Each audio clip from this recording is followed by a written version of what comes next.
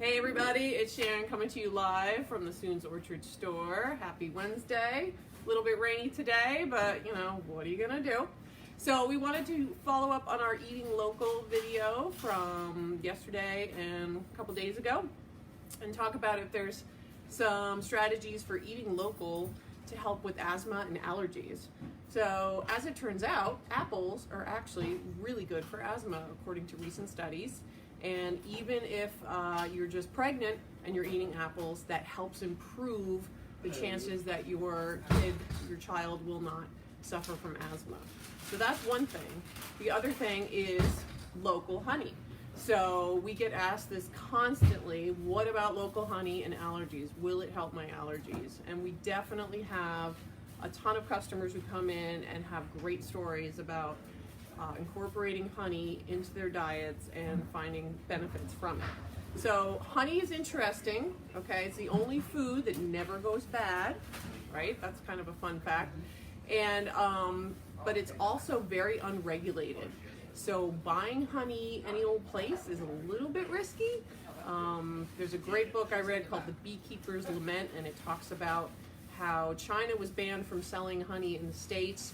And then magically the next year, all of these countries who had never shipped honey into the States were suddenly shipping honey into the States. So it's something to just keep in mind. I think the best strategy is to know your beekeeper. And we know our beekeepers.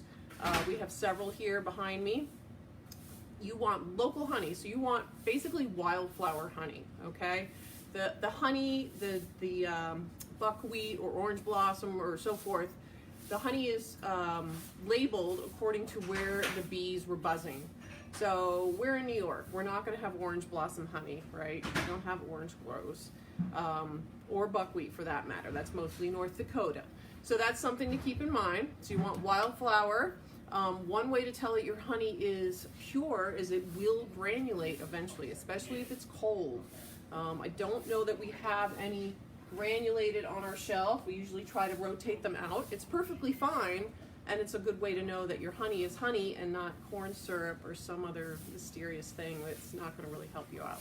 So you can take a tablespoon, up to 2 tablespoons probably a day. That's a lot for some people, and it helps because it is telling your body that the pollen and all the things that the bees were buzzing around that eventually will make the honey, that's okay, and it's telling your body to calm down that inflammatory response, which is what allergies are.